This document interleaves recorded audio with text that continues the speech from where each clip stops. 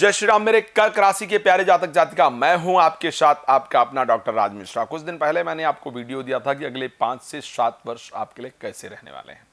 आज के इस खास एपिसोड में मैं आपसे बात करूंगा कि आने वाला जो जून का महीना है वो आपके लिए कैसे रहने वाला है, क्या सावधानियां रखनी है, क्या चीज़ें आपको ध्यान रखना है।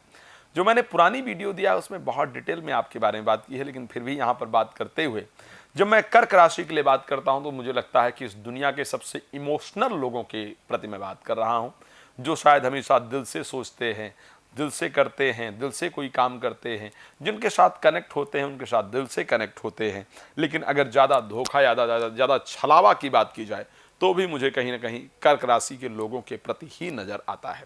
चलिए आज बात करते हैं कि जून किस प्रकार व्यतीत होगा, आपके लिए क्या रहेगी प्लैनेट की पोजीशन। लेकिन सबसे पहले आपको मैं एक बात बता दूं कि यदि कोई भी धार्मिक कार्यक्रम आप मेरे द्वारा आयोजन कराना चाहते हैं कि मैं आकर के उस धार्मिक कार्यक्रम को करूं, लाइक राम कथा, भागवत कथा, शिव पुराण इत्यादि की कथा, तो आप प्लीज संपर्क कर सकते हैं, आप उसको आयोजन कर सकते हैं। मैं आकर आपके यहाँ जरूर करता हूँ।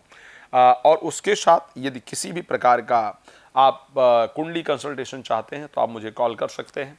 लाइक, सब्सक्राइब, फॉलो तो आप करेंगे ही, वो मैं समझ ही सकता हूँ। चलिए बात करते हैं कर्क राशि के लिए क्या रहेगी। सबसे पहले ग्रहों की पोजीशन। कर्क राशि बनती किससे है? तो अगर कर्क राशि की बात की जाए, पुनर्वसु नक्षत्र के एक चरण से कर्क राशि बनती है। पुख्य और अश्लेखा, बृहस्पति, शनि और बुध इन नक्षत्रों के स्वामी हैं, है ना। पुनर्वसु, पुख्य और अश्लेषा इन 3 नक्षत्रों के द्वारा बनती है कर्क राशि।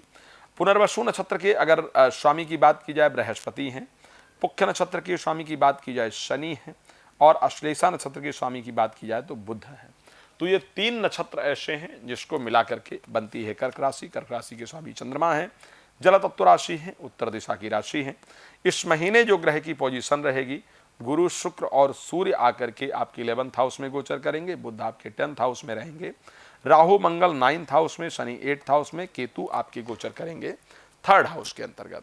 अब बड़ा इंपॉर्टेंट पोजीशन इस राशि के अंतर्गत जो रहने वाला है, जो देखने की आवश्यकता है, बुध 3 तारीख को अस्त हो जाएंगे, शुक्र 12 तारीख को मिथुन राशि में चले जाएंगे, सूर्य 14 तारीख को मिथुन राशि में चले जाएंगे, बुध भी 14 तारीख को मिथुन राशि की तरफ मूव ऑन हो जाएंगे, और उसके साथ 29 तारीख को शनि वक्री हो जाएंगे, 29 को बुध कर्क राशि के अंतर्गत चले जाएंगे।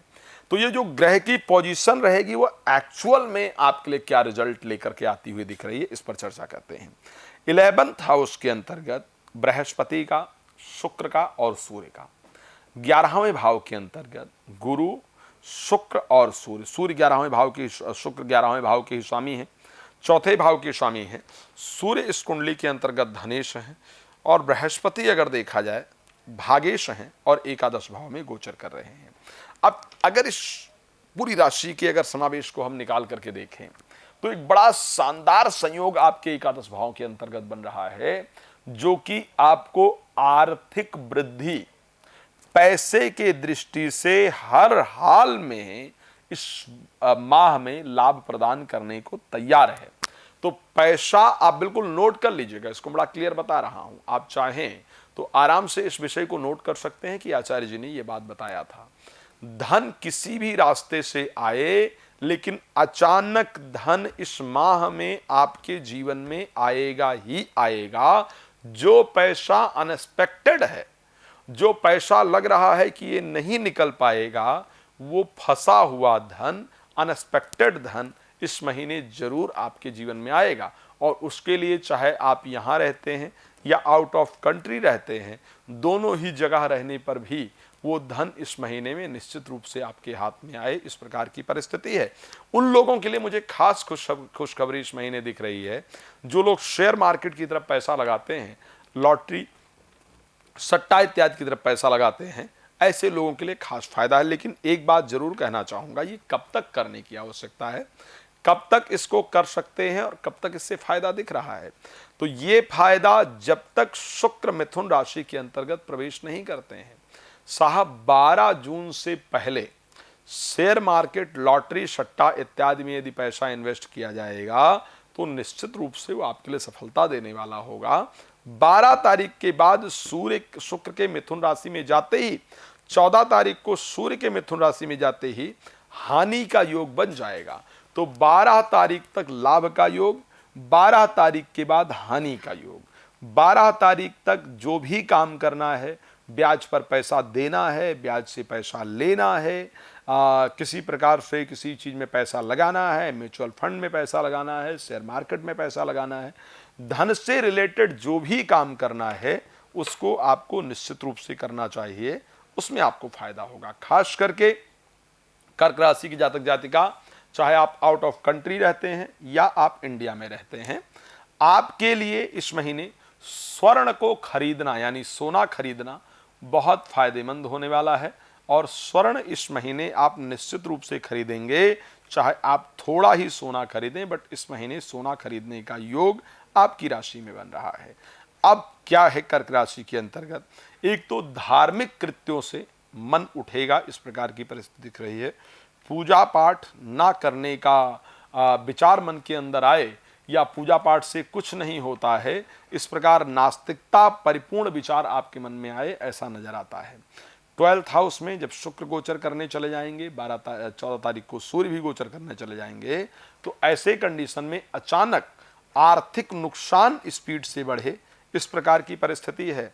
हाँ, किसी को आप पसंद करें, अचानक कोई पुराना प्रेमी प्रेमिका मित्र आपके जीवन में वापस आए, इस प्रकार का भी रास्ता इस महीने दिख रहा है। किसी सम्मानित संस्था की तरफ से आपको कोई पुरस्कार इत्यादि दिया जाए, इस प्रकार की परिस्थिति भी आपकी राशि में है। और मेरे पास बहुत कुछ बताने के लिए आपको है, इतना ही नहीं है, ये तो बहुत छोटा सा टाइम है जो हम इस कार्यक्रम में बात कर रहे हैं। बहुत कुछ आपको बताने के लिए है, लेकिन वो बहुत कुछ बताने के लिए मैं रात को 9 बजे, दोपहर को 12 बजे लाइव आता हूँ। आप मेरे साथ उसमें फ्री में जुड़कर बात कर सकते हैं। बाकी कॉल अपॉइंटमेंट लेकर के आप मेरे साथ चर्चा कर सकते हैं, डिटेल बात कर सकते हैं। कोई और प्रश्न है तो आप मुझे कॉल कर लीजिए, बिल्कुल आराम से पर्सनली बैठ करके या कॉल पर, वीडियो कॉल पर आराम से बात कीजिए और सब कुछ जानिए। धार्मिक कथा, राम कथा, भागवत कथा इत्यादि यदि आप आयोजन करना चाहते हैं तो, और चाहते हैं कि मैं आकर के करूं और आपको एस्ट्रोलॉजिकल लाभ भी दिलाऊं, तो भी देर करने की आवश्यकता नहीं, आप मुझे कॉल कीजिए और लाभ प्राप्त कीजिए। भगवान आपको बहुत सुखी रखें, इन्हीं शुभकामना के साथ जय श्री राम, बहुत धन्यवाद।